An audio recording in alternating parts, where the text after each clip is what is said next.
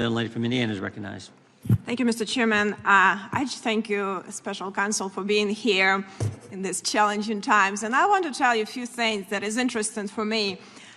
You obviously could see that there is a motive, there is a legacy. You obviously see that there was a willful retention of these documents, but it's interesting for me that when you talk about sympathetic, well-meaning, older man with poor, elderly man with a poor memory, it seems like every attorney would advise you to be sympathetic and be well-meaning, and it seems like the whole FBI needs to do based on my hearings here, I need to do check on amnesia because everyone says doesn't recall. So it seems to me that it might have been something way more in his recollection. There's a typical I don't recall, because that's what everything's like. That's I've learned it here. So is there something more than that, that just I don't recall something for you to actually decide? Because it seems that this is the core of the whole investigation. Why didn't you pursue further the charges?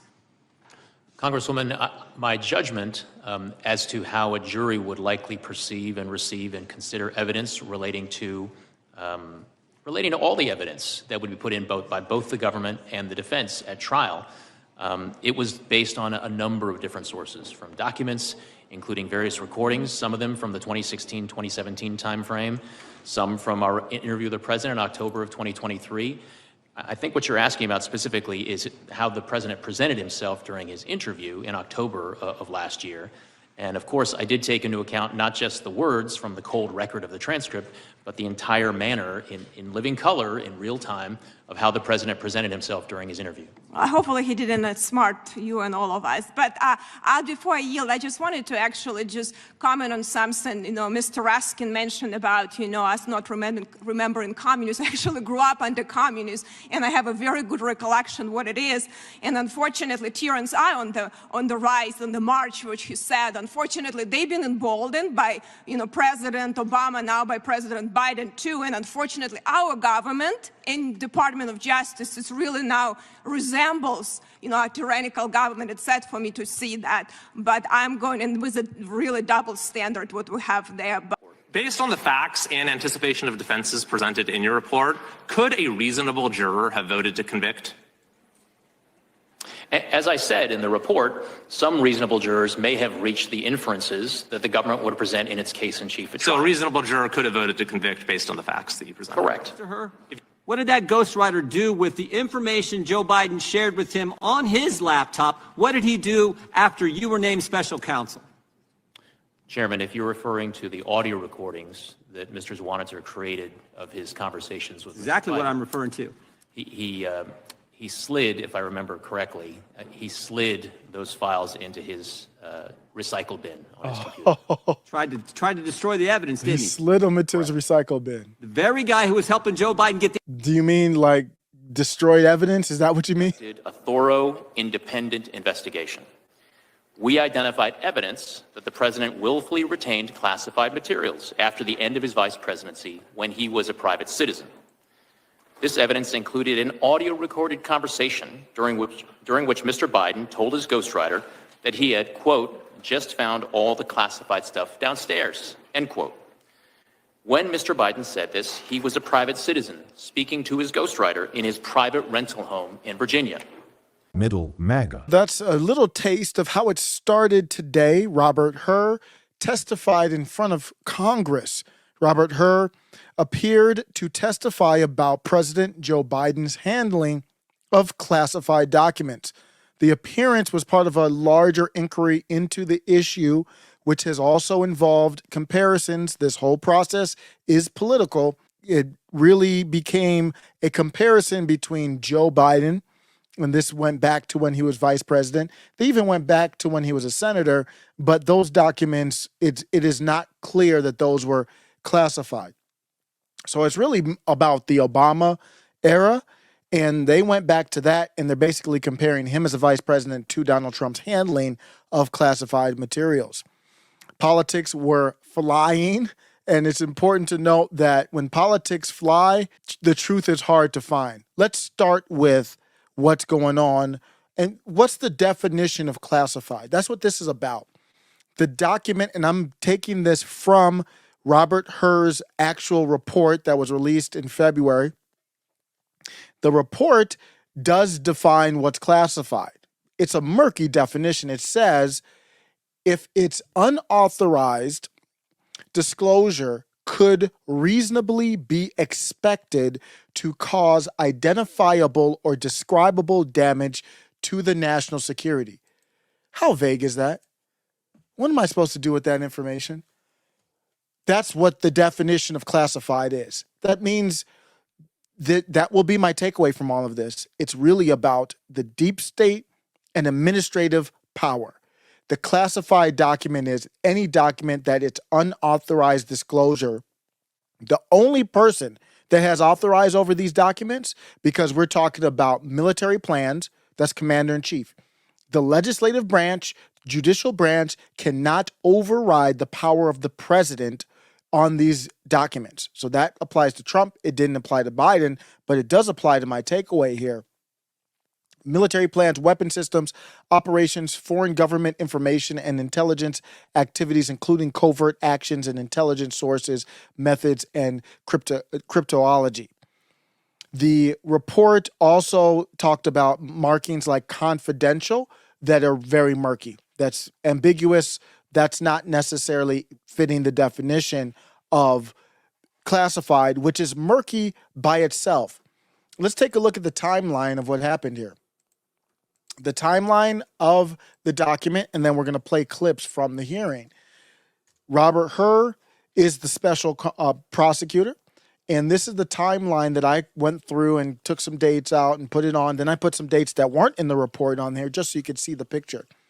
Let's start with October 18th, 2016. That's how it brought us to this moment today. There was an email sent out for the record by an anonymous or unnamed staff member in this report. Staff member outlined significant concerns about the proper handling of Vice President Biden's notes. We don't know a staffer for who. We don't know who that is. That was not named in Robert Hur's report, but this was in 2016. Somebody had concerns about a breach of protocol. I found that very interesting. There's no further information there. I wonder who that was. Was it an Obama staffer or Biden staffer or who? August 8th, 2022, a day that I will never forget, when Donald Trump got raided at Mar-a-Lago. The raid was a part of the investigation into Trump's handling of the classified materials. And I think Mark Levin had a great rant on Fox News about it. And let's with more. Relive that right now for a second. The great one, Mark Levin. Great one. Thank you for being with us. I know you got a lot to say tonight. We have a prosecutor that used the wrong law. And I don't care how many former federal prosecutors and phony experts go on TV because they have a law degree and they think they know something when they know nothing. Most of them have spent their lives as ambulance chasers. Now I know what. Again, this is about Trump, but that's what this whole Biden thing really is. It's kind of connected to the Trump stuff, like everything else in our country. Other people hate lawyers. I don't blame them, except for my wife and me, of course. Here's the bottom line. The Espionage Act has no applicability to this. Tell me, how many people have been prosecuted under the Espionage Act since 1917 who were president or vice president up until today? Zero. Lyndon Johnson took classified information with him. He had one of his aides keep it. They put it in an envelope. Johnson said, "Not till I die, give it to my library." And then the library got it, and they were sitting on it. So what this really stems from is that the president, the transition of power is very hairy in our country, and we know that from 2021, January 6th. But the transition of power in our country is an awkward time. The president, all the way up until their last day, they are the commander in chief. They don't need to tell anybody that they're taking classified information. They don't need to do anything. They can do whatever they want with information. There is no information that can be withheld, executive branch information that can be, and that's military, all that stuff. That's what we're talking about here, executive branch information. There's no one who can tell the president, you can't see this information that is stemming from the executive branch. He is the head honcho. He is the king of his branch. So when you transition that power, how do you transition that power?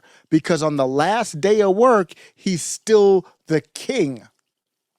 So he can take those documents, and there's no Presidential Records Act. There's nothing that can stop that. The only power that the Presidential Records Act has is that the president allows it to have power.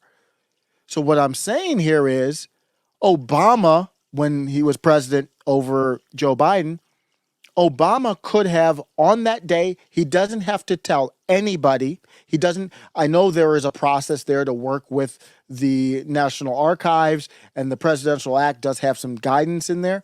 It doesn't matter.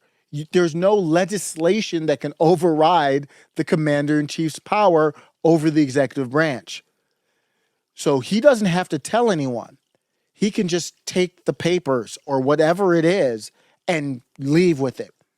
You can ask him after the fact and negotiate and all that kind of stuff, but he's allowed to do it. That's what all of this comes down to for Trump. They went after Pence and Joe Biden as well. For 50 years, they were told to, involving top secret information about Vietnam and tapping the phone of Richard Nixon. Nobody remembers that. Isn't that weird? And of course, you have the Hillary Clinton example. You know, Hillary Clinton was never investigated for obstruction, Sean. It's not even that they didn't even investigate her. They didn't investigate her for perjury. And there was plenty of false statements. They didn't even investigate her for that. And the evidence is beyond anything that we've ever seen with a former Secretary of State. She wasn't even a former president. The Presidential Records Act doesn't even apply to her. And so, which is true, but the president could say everything she did was okay. That's the power that the president has. The president at the time, and that's we're looking at Obama, the president at the time could have said, yeah, she can have them. They're all, I unclassified them. Where in my head? Yeah, you could do, the president can do that. So once they're unclassified, they can do whatever they want to do with it. So the Espionage Act, I would argue, doesn't apply to any former president or any former vice president under the Presidential Act. Why? It's called the Presidential Records Act. People come on the TV and they say, well, he needs to have the law applied to him as it would anybody else. No, it's called the Presidential Records Act because he is the executive branch. He's spitting bars right here. You cannot, and that's what's happening with this immunity stuff. It's all interconnected. The immunity case that's going in front of the Supreme Court is very important because if they rule the wrong way on that, the country's over. It's complete chaos. That means every single time after a president's done with their term, or even during their term, that's madness. Even with all this, Joe Biden's president right now, you cannot press charges against him as a president right now. If you do that, you don't have a country. That means Donald Trump could become president and his own DOJ could, you know, they're just deep state snakes. They could go after Donald Trump themselves. Madness. You can't do that. That's why with this immunity case, they're saying, Trump's lawyers are saying, you would have had to have impeached the president and then you could go after them. I have to still do research to see where does that stem from. It makes sense though. I just need to see, I don't know where that stems from, but that makes absolute sense because if you don't do it that way, then you can just use lawfare. Lawfare will be an everyday thing. Lawfare will be a every election thing with our country. He's the executive branch. So he doesn't have to rely on some subordinate. Here are the regulations. This is the way you do it, Mr. President. Nope. His power comes from the Constitution. The only reason there's regulations is because he allows them, the president. Doesn't matter if it's Biden or Trump or anyone. He is a third branch of government. By himself. Him. Yep. He alone. Everything else flows from him. Yep. The framers created a president. They didn't create a CIA. Yep. They didn't create a special counsel. Yep. They didn't create an attorney general. Bars. They created a president. And this precedent that people are talking about, people need to pay attention to this. This was an Obama judge trying to... It's very dangerous what they're trying to do because the president is elected. And they don't like that Donald Trump has gotten elected. They're trying to fortify D.C. against any president. Biden, Bush, Obama, Trump, it doesn't matter who's going to be, Big Mike could be, it doesn't matter who could be president. They want to fortify against the people's will of choosing that person. Help Clinton in 2012, and the Department of Justice should know all about it. And so should the National Archives. It was the case involving the socks. The socks in the sock drawer and Judicial Watch. Now, what happened? Bill Clinton keeps these tapes, which have highly classified information on them, in his sock drawer. They're not classified because Bill said they're not classified. Which is a little different than Sandy Berger, who kept them in his pants. But nonetheless, he kept them in his sock drawer. Then he retires. He's a former president. So Judicial Watch brings a lawsuit and says, hey, National Archives, go get those. We want to see some of those. So it gets in front of this Clinton judge, Jackson, in Washington. And what does she say? She reads the law, the Presidential Records Act, not the Espionage Act, or Clinton would be doing 50 years with his wife by now. No. She reads the Presidential Records Act. And you know what she concludes? I'll tell you what she concludes. She says the responding agency, the National Archives, the tapes were Mr. Clinton's personal records, therefore not subject to the Presidential Records Act or the Freedom of Information Act.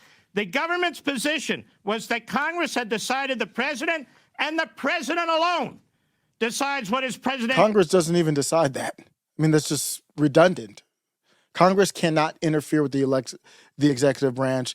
Great stuff there. And that's what this is really coming down to. Going back to the timeline, going back to Joe Biden, tying that back in. So they raid Trump. That's what that's all about. August 8th, 2022. Next thing on the timeline is November 2nd. November 2nd, classified documents were discovered at the Penn Biden Center. That's another tangent we could go down, but Biden's personal counsel found the classified documents, initiating an investigation into their mishandling. That was the timing on that one is somewhat interesting, because on November 8th, I don't know why they get this chronological order wrong, but on 6 days later, that's when the red wave was supposed to happen. The red wave didn't happen, but they did get somewhat of a majority, small majority, slim majority in the Republicans in the House. So that means they control the committees. And Joe Biden knew that was going to happen. Isn't that interesting timing? 6 days before the midterm, oh, you know what? I found some documents. Why? Because they knew the Republicans are going to get in. And then what were the Republicans going to do? They were going to later on start some committees. So then after November, December 20th, Biden was like, you know, further discovery of Biden's personal counsel of classified materials in an unsecured location highlighted the mishandling of classified information potentially. I don't even know if it is yet. I'll tell you that in my takeaway at the end. But then January, so you see the timing. Oh, I found the document. 6 days later, the midterms. Then December, 5 days before Christmas. Nobody's watching the news probably. I found more documents because he knows after January turns, they're going to do their committees. January 10th comes and they go ahead and they do their committees. Congressional Committee Against Weaponization formed. The establishment of this committee was a legislative response to the growing concerns over the perceived misuse, which really bubbled up after the Trump raid, the Mar-a-Lago raid on August 8th, of federal government power, including potential issues surrounding the handling of classified information. That's a Republican, and so now they're saying, well, you did this to Trump, let's look at other people. So Biden is trying to get ahead of that, in my opinion, allegedly. January 12th, Robert Hur was appointed as special counsel. So that happened on the 10th. Then on the 12th, he was appointed by Merrick Garland, appointed Robert Hur, who we heard the clip from earlier. We're going to get more clips from here in a second, to investigate the handling of classified documents related to President Biden. January 19th, FBI collects classified documents from Mike Pence's home. So they're doing, and all of a sudden everybody's like, what is going on? You could probably do that for any president, well, their vice president, but you could probably do that for any president or vice president, or even members of the Senate probably. Multiple notebooks were found at the Wilmington residence during an FBI search, And that's when we found out that they didn't necessarily, well, we found out before that, but they didn't necessarily have a log of who came in and out of that place, out of his residence. Classified documents from the Senate era were found, but it's all about the Obama era. Those older ones, they said they had classified markings. That doesn't mean they're classified. In the report, they did not definitively say if those were classified. They did say the Obama era ones were. So it doesn't mean they're not, but it's so murky. There's nothing there. Those wouldn't be even come up for charges from the 70s and 80s, I don't think. Discovery of classified documents at Mike Pence's home was publicly reported later that month, January 24th. Then we have January 24th of 2023. Then we fast forward to the report was released February 8th, 2024, and that's where we are now. The report played a crucial role talking about the ghostwriter, Mark Zonisser. And then Joe Biden, the same day the report came out, here's Joe Biden. And I think we could definitively say that Joe Biden lied. Here's what the lie sounds like. Thank you, everyone. I did not share classified information. I did not share it. With your ghostwriter? With my ghostwriter, I did not. Guarantee you did not. We also identified other recorded conversations during which Mr. Biden read classified information aloud to his ghostwriter. Thank you, everyone. I did not share classified. That's a lie. Here is the great question here. Based on the facts and anticipation of defenses presented in your report, could a reasonable juror have voted to convict? As I said in the report, some reasonable jurors may have reached the inferences that the government would present in its case in chief at trial. So a reasonable juror could have voted to convict based on the facts that you presented? Correct. A reasonable juror would have voted to convict based on facts. Robert Hur says, correct. Based on the facts and anticipation of defenses presented in your report, could a reasonable juror have voted to convict? As I said in the report, some reasonable jurors may have reached the inferences that the government would present in its case in chief at trial. So a reasonable juror could have voted to convict based on the facts that you presented? Correct. So that was that was Robert Hur saying, yes, a reasonable juror could have voted to convict based on the facts. Then we have this. The White House tried to change the report. We have strong evidence of that from Robert Hur. And did the White House get the report before the report was made public? We did provide a draft of the report to the White House counsel's office and members of the president's personal counsel team for their review. No, I understand. And did the White House then, once they got the report before it went public, did the White House try to weigh in with your investigation on elements of that report and frankly get the report changed? They did request certain edits and changes to the draft report. That is entirely inappropriate. That's why you have a special. What's the point of a special counsel if the White House is going to try to bully them in and they're hired by Merrick Garland? So even though you have a special counsel, they're still not fully independent. So is it correct on that February 5th letter that was sent to you asking you to change references to the president's poor memory? Wasn't there a request by the White House to do that? There was a request, yes. And Mr. Chairman, I think the record should show that the gentleman from Maryland earlier said that was not the case. I think he said, nor did he seek to redact a single word of Hur's report. Obviously, Mr. Hur is telling us differently here. And didn't the White House then go to the Attorney General himself and say that he would like to see changes to the references in regards to the president's memory? The White House counsel did send such a letter. So is it correct on that? So what that means, they're going to his boss, pretty much. The special counsel basically reports to Merrick Garland. So they're saying, Merrick Garland, go get your boy. We don't want this to come out. And here's the ghostwriter. And this is where we're talking about where Biden lied. Biden, this is a quote, Joe Biden risked serious damage to America's national security when he shared information with his ghostwriter. Shared it with his ghostwriter, the guy who was helping Joe Biden get $8 million. And oh, by the way, Mr. Hur, What did that ghostwriter do with the information Joe Biden shared with him on his laptop? What did he do after you were named special counsel? Chairman, if you're referring to the audio recordings that Mr. Zwonitzer created of his conversations with Exactly Mr. what Biden, I'm referring to. he slid, if I remember correctly, he slid those files into his recycle bin on his computer. Tried to destroy the evidence, He didn't he? slid them into his recycle bin. The very guy who was helping Joe Biden get the Do you mean like destroyed evidence? Is that what you mean? $8 million, $8 million. He slid, if I remember correctly, he slid those files into his recycle bin on his computer. What is that? Like, is that he just accidentally was like, whoop, and slid it? I like, what do you mean he slid it? He deleted them. He clicked the left mouse. He clicked the mouse, hold, and dragged it into the trash.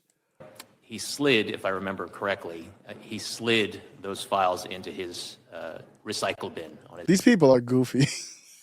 computer. Tried to destroy the evidence, didn't he? Correct.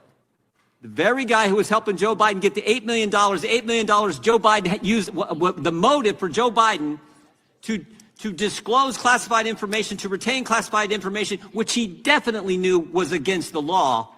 When you get... And here's an embarrassing moment for Pramila. She tried to say, you did exonerate him, right? Because his recommendation was not to press charges. Well, he was like, nah, don't use the word exonerate. So this lengthy, expensive, and independent investigation resulted in a complete exoneration of President Joe Biden. For every document you discussed in your report, you found insufficient evidence that the president violated any laws about possession or retention of classified materials. The primary law that you analyzed for potential prosecution was part of the Espionage Act, 18 U.S.C. 793E, which criminalizes willful retention or disclosure of national defense information. Is that correct? Congresswoman, that is one statute that we analyzed. I need to go back and make sure that I take note of the word. That statute, like Mark Levin said, is not relevant here. Well, it could be for Joe Biden, but for Trump, it's not relevant. That you used exoneration. That is Mr. not a word Hur, that I'm appears going in to the report, continue and with that's my not part of my questions. task as a I'm going to continue prosecutor. with my questions. No, don't continue. You used the word exoneration, and I want to have a word with you. The expensive and independent investigation resulted in a complete exoneration of President Joe. No, it didn't. And he's like, no. Hold up. Hold your horses. Note of the word that you used, exoneration. That is not Mr. a word Hur, that I'm appears going in to the report, continue and with that's my not part of my questions. task as a I'm going to prosecutor. continue with my The questions. I judgment know that I that the received, term. that I ultimately reached I related know to that the whether term- sufficient evidence existed such that the likely You didn't- outcome you would exonerated be a him. conviction. I know I that did the not term exonerate him. willful That word does not appear in retention the has a. report, Congresswoman. Mr. Hur, it's my time. Thank you. So Yeah. I'm not going to let you lie, though. But Robert Hur is not some type of ally or anything like that. Here's the takeaway. Robert Hur ended up saying that there's not enough. This was interesting wording. That the report concluded that no criminal charges are warranted against President Biden for mishandling the classified documents. The investigating uncovered evidence that Biden did willfully retain, disclose classified materials after his vice presidency, included marked classified documents about military and foreign policy. But despite this, the evidence does not establish guilt beyond a reasonable doubt. That is not the standard to press charges or to recommend charges. That's the standard for conviction, but that's never been the standard for, there is no prosecutor that looks at, I'm not pressing charges unless there's evidence beyond reasonable doubt. That's not how it works.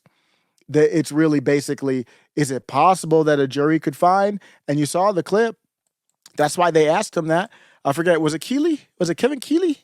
I forgot who asked him that. That's why they said, would a reasonable juror vote to convict? He's doing that on purpose to go at Robert Hur to say, well, why didn't you press charges? Based on the facts and anticipation of defense. Yeah, it's Kevin Keeley. Here we go. Based on the facts and anticipation of defenses presented in your report, could a reasonable juror have voted to convict? As I said in the report, some reasonable jurors may have reached the inferences that the government would present in its case in chief at trial. So a reasonable juror could have voted to convict based on the facts that you presented? Correct. So that right there was the best question. I didn't hear the whole hearing, just looked at the clips. I didn't really need to. I got the report and analyzed the report. But that question right there is one of the questions. If I had a chance to ask Robert Hur questions, it would be along those lines, because he put in the document that he didn't press charges. It wasn't, he mentioned the Joe Biden memory stuff, but in the document, it says he didn't press charges because he didn't believe that, let me make sure I get the quote right here, because he didn't believe that that the evidence established guilt beyond a reasonable doubt. That is not how a prosecutor can decide on their own, but that's weird for a prosecutor to hold such a high standard on whether to press charges or not. If you're saying he's the president, you can't do it now, that's different. He didn't say that. That's why this is really important. Based on the facts and anticipation of defenses presented in your report, could a reasonable juror have voted to convict? As I said in the report, some reasonable jurors may have reached the inferences that the government would present in its case in chief at trial. So a reasonable juror could have voted to convict based on the facts that you presented? Correct. Yep. So this is all about the deep state. This all this is. It's 100% a deep state play. To deep state, the way I define deep state is people that we wouldn't know their names, that run things in D.C. and our country. An administrative state, if you know their name, they're not deep state. They are administrative state. The head of CIA is administrative state, not deep state. Now, people that work under that branch or whatever secret branches we've got that nobody would even know, not even possible to look up or find them, they're not anywhere on the org chart, that would be the deep state. Both of them are trying to run things. I found it funny that they didn't bring up Barack Obama to ask him. Barack Obama could right now say, at the time, he's alive, so why not ask him?